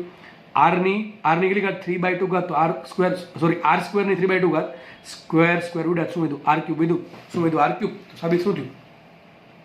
સાબિત કંઈક આવું થયું. જો f બરાબર આ માઇનસ એમ રાખીએ, આ k એમને આવશે, આ e એમને આવશે, k e q એમને આવશે, છેદમાં r² + 0 નો 3/2 ઘાત આવશે, r નો ઘન ને શું આવશે? r નો ઘન. અહીં આવી ગયું x. જો સાબિત થઈ ગયું કોના જેવું? આને સરખાવો કોણ જોડે? f બરાબર -k x જોડે. આ એક k શું છે? જો આ કુલમનો અચળાંક છે, પણ આ શું છે? સ્પ્રિંગનો બળ અચળાંક. શું છે આ? સ્પ્રિંગનો બળ અચળાંક. સરળ આવત ગતિ કરતી જે સિસ્ટમ છે એને સમતુલ્ય જે સ્પ્રિંગ માસ સિસ્ટમ છે એનો બળ અચળાંક છે. તો બંને કેમાં ફરક છે? બરાબર છે. તો આપણે લાવવાનું જ આ હતું. આ સાબિત થઈ ગયું સરળ આવત ગતિ થાય છે. તો આ શું થઈ ગયો? બળ અચળાંક k. તો k આવશે બળ અચળાંક, બરોબર છે. સૂત્ર શું આવશે એનું? k e q / r નો ઘન. તો આવી ગયો તમારો જવાબ. શોધવાનું શું છે આપણે? સરળ આવત ગતિ માટે તમારે આવર્તકાળ ઓમેગા અને f શોધવાનું છે. તમને એકાદ વસ્તુ હિન્ટમાં કહી દઉં, તમે યાદ કરો. સરળ આવત ગતિ કરતી વસ્તુનો આવર્તકાળ શું હતો? યાદ કરો, સૂત્ર શું હતું? m/k. તમને યાદ હશે m/k. m શું છે? જે સરળ આવત ગતિ કરે એનું દળ, અને k શું છે? જે સિસ્ટમ જે છે એનો બળ અચળાંક. તો બળ અચળાંક મળી ગયો. કેટલો મળ્યો? k e q / r³. તમારે અહીં શું મૂકવાનું છે? m શું છે? રિંગનું દળ, કે જે દોલન કરે એનું દળ. દોલન કોણ કરે આપણા કેસમાં? ઇલેક્ટ્રોન. તો એ શું આવશે? me આવશે. શું આવશે? me. m આમ લખ્યું છું, m નીચે છે. શું બતાવે છે? રિંગનું દળ. છેદમાં શું આવશે? k શું મૂકવાનું? તમારે આટલું મૂકવાનું, k e q / r³. તો આવર્તકાળ મળે કે નહીં મળે? આટલું જાતે કરવું. આવર્તકાળ શોધવું હોમવર્કમાં. સૂત્ર શું આવશે? t = 2π √ me આમને આવશે. k બરાબર શું આવશે? k e q / r³. r³ જશે ઉપર, બરોબર. તો આ પ્રમાણે તમને આન્સર મળી જશે. t મળે પછી f મળે કે ન મળે? f શું કરશો? 1/t. અને t મળે શું કરશો? ઓમેગા. ઓમેગા બરાબર શું આવશે? ઓમેગા બરાબર છે 2π/t. બરાબર. આટલું કરશો તમારો ઓમેગા 3 આન્સર મળી જશે. સમજ પડે કે ના પડે? સમજ પડવી જોઈએ દોસ્ત. ગમે એમ કઈ સમજ પડવી જોઈએ, બાકી નહીં ચાલે. જો આમાં 2 ચેપ્ટર ભેગા થયા, ધોરણ 11 ભેગું થયું પ્લસ ધોરણ 12નો ચેપ્ટર નંબર 1 ભેગું થયું, બરાબર છે. અને આગળ જે દાખલો ગણાયો રિંગવાળો, આ સૂત્ર જ નહીં આવડે, આ સૂત્ર તો વાત થઈ ગઈ પૂરી, કે આગળ વધવાનું જ નથી પેન. ઓકે, દાખલા બહુ બધા એમપી છે એટલા માટે વ્યવસ્થિત સમય લઈને ગણાવું છું, બરાબર. આપણે આગળ વધીએ, નેક્સ્ટ દાખલો જોઈએ. હાઇડ્રોજન પરમાણુમાં પ્રોટોનની આજુબાજુ ભ્રમણ કરતા ઇલેક્ટ્રોનનો ત્રિજ્યાવર્તી પ્રવેગ આપણે ભણી ગયા હમણાં થોડાક દિવસો પહેલાં જ તે, જ્યારે તમને મેં ન્યૂટનના ગતિના નિયમોના જે લેક્ચર મૂક્યા હમણાં, જોકે શૂટ તો બહુ પહેલાં થઈ ગયા હતા, હમણાં મૂક્યા છે, એમાં તમે ભણ્યા છો ત્રિજ્યાવર્તી પ્રવેગ. છેલ્લા લેક્ચરમાં ભણાવ્યું છે. એસી શોધવાનું છે, વેગ વી શોધવાનો છે, કોણીય વેગ ઓમેગા શોધવાનો છે, આવર્તકાલિટી આવૃત્તિ, આટલું બધું નહીં પૂછે ભાઈ. તમને કોઈ એક વસ્તુ પૂછશે, દાખલો જો કે આ બહુ ઇઝી દાખલો છે, પૂછે તો રોકડા માર્ક્સ. માનો કે હાઇડ્રોજન છે, તમને ખબર છે હાઇડ્રોજનમાં શું હશે, ન્યુક્લિયસ હશે. આ ન્યુક્લિયસ મોટું દોરો અહીંયા કંઈક, ન્યુક્લિયસમાં શું હશે, એક પ્રોટોન હશે, બરાબર, ને એક શું હશે, ન્યુટ્રોન હશે. હવે ન્યુટ્રોન હોય કે એની ગેરંટી નથી પાછું. કેમ સર આવું બોલો છો? ન્યુટ્રોન છે કે એની ગેરંટી કોણ ડિપેન્ડ કરે?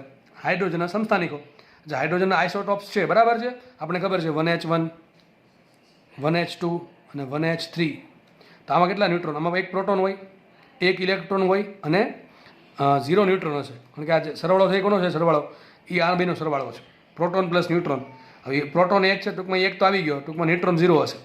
હવે આ 1H2, આમાં એક પ્રોટોન એક ઇલેક્ટ્રોન ને એક ન્યુટ્રોન, જો એક ને એક 2 થઈ ગયા ઉપર. અને 1H3 હાઇડ્રોજન ડ્યુટેરિયમ અને ટ્રિટિયમ. ટ્રિટિયમમાં શું હશે? એક પ્રોટોન એક ઇલેક્ટ્રોન ને 2 ન્યુટ્રોન હશે, 2 ને 1 3, બરાબર છે. હવે આપણને કયો ન્યુટ્રોન છે આમાં કયું કીધું કે ખબર નથી, પણ ફરક નહીં પડે. સોરી, આપણે મતલબ છે પ્રોટોન સાથે, બરાબર. ચલો, તો આમાં માની લઈએ કે એક પ્રોટોન છે, આમાં એક પ્રોટોન છે, ઓકે, ખબર પડી ગઈ. આ ન્યુક્લિયસમાં એક પ્રોટોન છે અને એમાં હાઇડ્રોજન પરમાણુ કીધો ચોખ્ખો, એટલે 100%ની વાત છે, એક જ ઇલેક્ટ્રોન હશે. તો માનો કે એક ઇલેક્ટ્રોન છે, ભ્રમણ કરે છે, ગરબે ઘૂમે છે r ત્રિજ્યામાં, લખ્યું છે r ત્રિજ્યાના માર્ગમાં, સોરી વર્તુળાકાર માર્ગમાં. તો ચલો શું કરશું આમાં, વિચારો. આમાં એક જ મેન શબ્દ પકડવાનો છે કે જેનાથી દાખલો થઈ શકે. શું લાગે તમને? આ લખ્યું છે ભ્રમણ કરે છે, વર્તુળાકાર માર્ગમાં ભ્રમણ કરે છે, એક જ વસ્તુ લાગે. શું? બહાર તરફ લાગતું છે કેન્દ્ર ત્યાગી બળ, FCP સેન્ટ્રીપેટલ ફોર્સ. અને તમને હમણાં સમજાવ્યું હતું થોડા દિવસો પહેલાં, તમે જે લેક્ચર જોયા એમાં તમે સમજ્યા હશો કે ભાઈ સેન્ટ્રીપેટલ ફોર્સ છે એકલું લાગે નહીં. જો એકલું લાગતું ઇલેક્ટ્રોન બાદ ઘા થઈ જવું જોઈએ, તો આવું પોસિબલ થતું નથી. તો આને સમતોલતું અંદર તરફ એક બળ ફરજિયાતપણે લાગવું જોઈએ. હવે આપણે અત્યાર સુધી શેનથી લગાડતા? કાંઈ નહીં, દોરી બાંધી દેતા, બરાબર છે. અથવા આવા દાખલા તમને ગણાવ્યા હતા ગ્રેવિટેશનમાં, ના કયું અંદર બળ લાગતું? ગુરુત્વાકર્ષણ બળ. અહીંયા કયું બળ લાગશે? અહીંયા લાગશે કુલમ બળ. તો લાગશે આપણે FE કહી દો. શું કહી દો? FE. તો અંદર તરફ આવું કંઈક થઈ ગયું. બહાર તરફ બળ લાગે છે સેન્ટ્રીપેટલ ફોર્સ FCP, અને અહીંયા ઇલેક્ટ્રોન છે અને ઇલેક્ટ્રોન તરફ અંદર બળ લાગે છે FE. FE કોણ લગાડશે? આ પ્રોટોન છે. આ પ્રોટોન ધન છે, ઇલેક્ટ્રોન ઋણ છે. શું કરશે? ઇલેક્ટ્રોનને ખેંચશે. એ ખેંચશે એટલે કયું બળ પૂરું પાડે? FE છે શું પૂરું પાડશે? FE છે એ કેન્દ્રગામી બળનું કામ કરશે. શું કરશે? FE કેન્દ્રગામી બળનું કામ કરશે. પણ હું તમને એમ કહું કે માનો કે એક પ્રોટોન અહીંયા છે અને એક પ્રોટોન અહીંયા છે, બરાબર, બંને જગ્યાએ પ્રોટોન જ છે, તો કેન્દ્રગામી બળ લાગે કે ન લાગે? ન લાગે. વિચારો, કેન્દ્રગામી બળ લાગશે? નહીં લાગે ને. કારણ કે ધક્કો મારશે અમુકનો. એક તો FCP છે એ ધક્કો મારતું તું, ઉપર ત્યાં ધક્કો મારતો બહાર વહી જાય. જો આમ વહી જાય, દેખાય કે નહીં? બહાર ઘા થઈ જશે પ્રોટોન. પણ અહીંયા ઇલેક્ટ્રોન છે, અંદર પ્રોટોન છે. ધેટ મીન્સ કે વિદ્યુત ભારો કેવા છે? વિજાતીય છે. વિજાતીય છે એટલે ક્યાં બળ લાગે? અંદર તરફ બળ લાગે. તો કેન્દ્રગામી બળ કોણ પૂરું પાડશે? FE પૂરું પાડશે. નોર્મલી આપણે ખબર છે વર્તુળાકાર માર્ગમાં વસ્તુ ગતિ કરતી હોય તો શું થશે? જેટલું એક સાઈડનું બળ એટલું બીજી સાઈડનું બળ. એક કેન્દ્રગામી બળ અને કેન્દ્રત્યાગી બળ સરખા હોય અને વિરુદ્ધ દિશામાં હોય. ચલો, FE ની કિંમત શું આવશે? FE બરાબર સિમ્પલ સૂત્ર K Q1 શું આવશે? પ્લસ E આવશે ને. આપણે મૂલ્યની વાત કરીશું તો E આવશે ઇન્ટુ ઇલેક્ટ્રોન વિદ્યુતભાર. E પણ E જ છે. જો માઇનસ ઇને જ લેતા, માઇનસનો યુઝ કરી નાખો. દિશા કેમ અંદર આવી? આમ ઇલેક્ટ્રોન માઇનસ છે એટલા માટે, બરાબર છે. તો માઇનસનો યુઝ થઈ ગયો છે, વધારે વાપરવું નહીં. તો K Q1 Q2 છેદમાં અંતર, ધેટ ઇઝ R². અને FCP શું આવે તો ખબર છે આપણને? mv²/r. શું આવશે? mv²/r. ચલો, કોના પર બળ લાગે છે? FCP શું છે?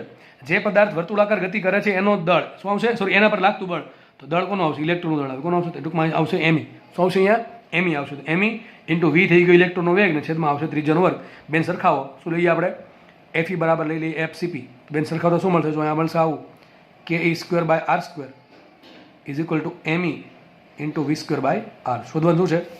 ધારો કે આપણે વેગ સુધી નાખીએ. તમને પહેલાં પૂછ્યું કે ચલો પછી વાત કરીએ. V² સુધી નાખીએ તો V² બરાબર શું આવશે? V² બરાબર આવશે તો R અહીંયા ઉડી ગયો તો એક R વધશે ને છેદમાં આવશે ME. V² બરાબર આવશે KE² આવશે ME ઇન્ટુ R. આનું વર્ગમૂળ કાઢો શું મળે તમને? આનું વર્ગમૂળ કાઢો શું મળશે તમને? વેગ મળે કે ન મળે? એ હવે ગણાવીશ નહીં. તો તમારે વેગ શોધ નાખવાનો. બીજું તમને પૂછ્યું ત્રિજ્યાવર્તી પ્રવેગ, એના માટે શું કરવાનું? દળ કાઢી નાખવાનું પડી. અથવા અને દળ વડે ભાંગી નાખવાનું, ખબર નહીં પડે. જો આમ ત્રિજ્યાવતી પ્રવેગ કોને કહેવાય? બળ કોને કહેવાય? કેન્દ્ર ત્યાગી બળ, એમ વી સ્ક્વેર બાય આર. એમાં દળ કાઢ નાખો શું મળે? પ્રવેગ મળે. તો શું આવે? વી સ્ક્વેર બાય આર. શું આવશે? વી સ્ક્વેર બાય આર. તો એક કામ કરવાનું બેન, સરખાઈ દેવાના. એમાંથી કરતા કોને બનાવવાનો? વી સ્ક્વેર બાય આરને. કોને કરતા બનાવવાનો? વી સ્ક્વેર બાય આરને. વી સ્ક્વેર બાય આર શું આવશે? કે ઈ સ્ક્વેર છેદમાં આર સ્ક્વેર ઇન્ટુ શું આવશે? M E. તો જે વી સ્ક્વેર બાય આર વિધેન શું કહેવાય? એસી કહેવાય. ટૂંકમાં એસીને કરતા બનાવશો તમને શું મળી જશે? ટૂંકમાં વી સ્ક્વેર બાય આરને કરતા બનાવશો શું મળશે? તમે એસી મળશે. એ પણ ગણાવતો છું નહીં. એસી જાતે શોધી નાખું. વી તો તમે શોધાઈ નાખો. બીજો ચલો આગળ વધીએ. કોણીય વેગ. કોણીય વેગ તો આરામથી મળે કે ન મળે? કઈ રીતે સૂત્ર? વી બરાબર ઓમેગા આર. વી મળે એટલે ઓમેગા આર મળે. ઓમેગા પરથી આરને ઓમેગાને કરતા બનાવો તો શું મળશે? V by r is equal to omega.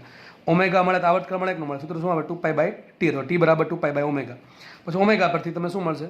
Omega બરાબર 2 એફ લઈ લો, અથવા 1/t કરી નાખો તો શું મળે? એફ મળે. ટૂંકમાં કોઈ પણ આન્સર મળી જાય. એકદમ સિમ્પલ ફંડામેન્ટ છે. આગળ વધીએ. નેક્સ્ટ દાખલો ગણીએ આપણે. નેક્સ્ટ દાખલાની રકમ છે ને તમારે હું જે બોલું છું એ પ્રમાણે લખવી પડશે. 8નો દાખલો છે. 3 વિદ્યુત ભાર છે, Q1 Q2 Q3. એક સમબાજુ ત્રિકોણ છે. એ સમબાજુ ત્રિકોણની જે લંબાઈ છે 5 સેન્ટીમીટર છે. એ ઇઝ ગિવન 5 સેન્ટીમીટર. ઓકે, તો 5 સેન્ટીમીટર લંબાઈ ધરાવતા સમબાજુ ત્રિકોણના 3 શિરોબિંદુ પર અનુક્રમે Q1, Q2 અને Q3. Q1 આટલા છે 0.5 માઇક્રોકુલમ, Q2 છે -0.25 માઇક્રોકુલમ અને Q3 છે 0.1 માઇક્રોકુલમ. આટલા વિદ્યુત ભારો મૂકેલા છે. અને એમાં એવું કીધું છે કે Q1 વિદ્યુત ભાર છે એ યામાક્ષ પદ્ધતિ XY ના ઉગમ બિંદુ પર આવેલું છે. આટલી ખબર પડી ગઈ. તો C પર રહેલા વિદ્યુત ભાર પર લાગતું બળ શોધો. ધેટ મીન્સ કે Q3 પર કેટલું બળ લાગે, Q3 વિદ્યુત ભાર પર કેટલું બળ લાગે એ શોધવાનું છે. તો આવડશે કે નહીં આવડે વિચારો, કઈ રીતે દાખલો થશે. હવે વિદ્યુત બળ કીધું છે, તમને આ જગ્યાએ વિદ્યુત ક્ષેત્ર પણ પૂછ્યું છે કે ભાઈ Q3 કાઢી નાખો ને એમ પૂછું ભાઈ કે C પર વિદ્યુત ક્ષેત્ર શોધો તો શું મૂકી દેવાનું? C પર કોઈ ન હોય શું મૂકી દેવાનો? +1 કુલમ. આપણે સિમ્પલ Q3 રાખીએ. અહીંયા દાખલો ગણશો કઈ રીતે? બોલો. How will you proceed to solve this example? કઈ રીતે આગળ વધશો તમે? બોલો. મનમાં વિચાર આવવો જોઈએ. અને લખો જો કેસ 2D છે. તમે જો કે કીધું છે XY આમ બધી એટલે 2D જ થશે. તો C પર કેટલું બળ લાગશે? બળ કેટલું લાગે? K Q1 Q2 by R square. કેટલું બળ લાગે? K Q1 Q2 by R square. પણ આના કારણે બળ લાગશે ક્યાં? હવે જો આ કેવો ધન છે, Q1 +0.5 છે, +0.5. Q3 છે કેટલા? 0.1 અને Q2 છે -0.25. બધા માઇક્રોકુલમમાં છે. તો આ પોઝિટિવ છે, આ પોઝિટિવ ધક્કો મારશે આ બાજુ. એક તો ચોખ્ખી વાત ખબર પડી ગઈ કે Q1ના કારણે બળ આ બાજુ લાગે. પણ આનું શું કરશો? આ Q2 આ બાજુ બળ લગાડે. ઘણા કે શરત ઈઝી થાય ને, 60 ડિગ્રીનો ખૂણો બને તો √3f ન કરી દેવાય. અરે ટોપા √3f ક્યારે કરે? આ બળ F હોય, આ બળ F હોય, બંને બળ સરખા હોય, બંને બળના મૂલ્ય સરખા હોય ત્યારે પરિણામી બળ કેટલું લાગે? √3f લાગે. પણ આ થોડું બળ સરખા છે. આ બળ F1 થશે, આ બળ F2 થશે. જો બંને માટે અંતર સરખું જ છે, બંને માટે અંતર સરખું, પણ લોચો અહીંયા છે ભાઈ, બંને માટે Q1 Q2 અલગ અલગ છે. તો આના કારણે કેટલું બળ લાગે? આના કારણે K Q1 Q3 છેદમાં A સ્ક્વેર. બરોબર. દિશા ક્યાં આવશે? I caret. આના કારણે કેટલું બળ લાગે? K Q2 Q3 છેદમાં અંતર A સ્ક્વેર. પણ બળ લાગશે આ બાજુ. આપણે શોધવાનું છે નેટ બળ, દિશા સહિત ને મૂલ્ય સહિત. તો દાખલો હોમવર્કમાં ગણવાનો છે. હિન્ટ તમને 100% આપીશું, એમાં કોઈ ડાઉટ નથી. તો યાદ રાખો, જ્યારે આ ટાઈપની સિચ્યુએશન આવે કે જ્યારે આપણને દિશા પણ ખબર ન હોય, એટલે કે દિશા જો આની ખબર છે પણ એક્ઝેક્ટ આની દિશા ખબર નથી, એ પણ ખબર છે 60 ડિગ્રી છે, પણ તમારે F2 શોધવું પડે. દાખલો અહીંથી થઈ શકે પણ થોડો કોમ્પ્લિકેટેડ થાય. એનામાં એટલું બધું કોમ્પ્લિકેશન કરવા કરતાં સિમ્પલ તમને એક સૂત્ર આપ્યું હતું, યાદ રાખો, કુલમના નિયમનું સદિશ સ્વરૂપ. તમને યાદ હશે, યાદ હોવું જ જોઈએ દોસ્ત. અહીં સદિશ આવશે. કુલમના નિયમનું સદિશ સ્વરૂપ તમને લખાયું સૂત્ર જો આમ આ પ્રમાણે. Q1 ના કારણે Q3 પર લાગતું બળ. સૂત્ર શું બને? અહીં F1 એટલે શું થાય? F1 એટલે કે Q1 ના લીધે Q3 પર લાગતું બળ. સૂત્ર આવશે આ રીતે, કે Q1 Q3 છેદમાં, ધારો કે હવે સ્થાન સદિશ શોધવા પડે. શું શોધવા પડે? સ્થાન સદિશ. હવે આ Q1 છે એ ક્યાં છે? ઉગમ બિંદુ પર છે. ઉગમ બિંદુ પર હોય તો Q1 નો સ્થાન સદિશ શું આવે? 0 0. શું આવે? 0 0. ખબર પડી ગઈ? ચલો આને આપણે R2 કહી દઈએ. આપણા માટે R2 છે ઉગમ બિંદુથી. આ થઈ ગયો R3. R3 કેટલા આવશે? R3 વિચારો. R3 કેટલા આવે? આનો યામ શું હોય? O ની સાપેક્ષ આનો યામ શું? અરે સીધી વાત છે, x અક્ષ પર છે. xm કેટલો? 5 સેન્ટીમીટર. ym કેટલો? 0. તો R3 શું છે? લખી દઉં છું નીચે. R3 બરાબર આનો xm શું છે? 5 સેન્ટીમીટર. ym શું છે? 0. 5 સેન્ટીમીટર મીટર ફેરત શું છે? 5 ગુણ્યા 10 - 2 ઘાત મીટર. અહીંયા આવશે 0. વાત કોની રહી? R2 ની. R2 શોધવાનું બાકી છે. R2 એટલે તમારે આ શોધવો પડે. આ ચલો આના xm શું થાય? આનો xm થાય આટલો. કેટલો હશે? A/2 ને. આ લંબાઈ કેટલી છે? A. તો કેટલી થાય? A/2. તો xm મળી ગયો. સમજો ભાઈ, સ્પીડમાં એટલે ચલાવું છું કે આવું ભૂતકાળમાં ઘણી બધી જગ્યાએ આવી ગયું છે. હજી તમે જો આમાં ફસાયેલા રહેશો તો આગળ કંઈ નવું શીખી શકશો ને એટલા માટે. અને થોડીક તમારી જે ભગવાન તાર્કિક બુદ્ધિ આપી છે, બરાબર છે, ક્રિટિકલ થિંકિંગ કરવા માટે, એનો થોડોક યુઝ કરો ભાઈ. થોડુંક મગજને ઘસો તો સારું પડશે. અહીંયા નહીં, આગળ જઈને પણ સારું પડશે. બરાબર છે. આપણો ખાલી ગોલ જિંદગીમાં ધોરણ 12 પાસ કરવું નથી, ઘણું બધું અચીવ કરવાનું હશે બધાનો ગોલ. તો ન્યાય એવું નહીં કે અહીંયા ખાલી ભણી ગયેલા પૂરું થઈ ગયું. બધી જગ્યાએ તાર્કિક બુદ્ધિ છે, ક્રિટિકલ થિંકિંગ છે અથવા એનાલિટિકલ થિંકિંગ છે, રિઝનિંગ છે, એપ્ટિટ્યૂડ છે, બધું કામ જ આવવાનું છે. તો આનો એક્સિયમ શું થાય? દોરો આ એક્સિયમ થઈ ગયો. આ સમબાજુ ત્રિકોણ છે, આપણે લાગે તમને નાનું છે, પણ સમબાજુ ત્રિકોણ હોય એટલે શું થાય? આ અડધું અડધું હોય, બરાબર છે. આ કેટલું છે? A/2. તો R2 છે ને એક્સિયમ મળે A/2 એટલે કેટલું થાય? આટલું 5 સેન્ટીમીટર છે ને અડધું 2.5 સેન્ટીમીટર થાય. તો આ કેટલા આવશે? 2.5 સેન્ટીમીટર. અને તમારે ફેરવી નાખવાના મીટરમાં. એક્સિયમ મળી ગયો. ચલો YM શોધીએ. YM કોને? આને YM કહેવાય. આ જે બિંદુ છે એનો એક્સિયમ કહેવાશે આટલો, આ લાઈન, અને YM કહેવાય આ. તમારે આ શોધવાનું છે. વિચારો આ કેવી રીતે મળશે? આ મળે તો જ મને YM મળે. તો કેટલી વખત શીખવાડ્યું છે. આ ત્રિકોણ બન્યો કે ન બન્યો? એવું લાગે તો એક દોર દે નીચે જો ને. હવેનું આ કેટલો ખૂણો? 60 ડિગ્રીનો ખૂણો છે. આ લંબાઈ કેટલી છે? A/2. અને મારા Y શોધવું છે.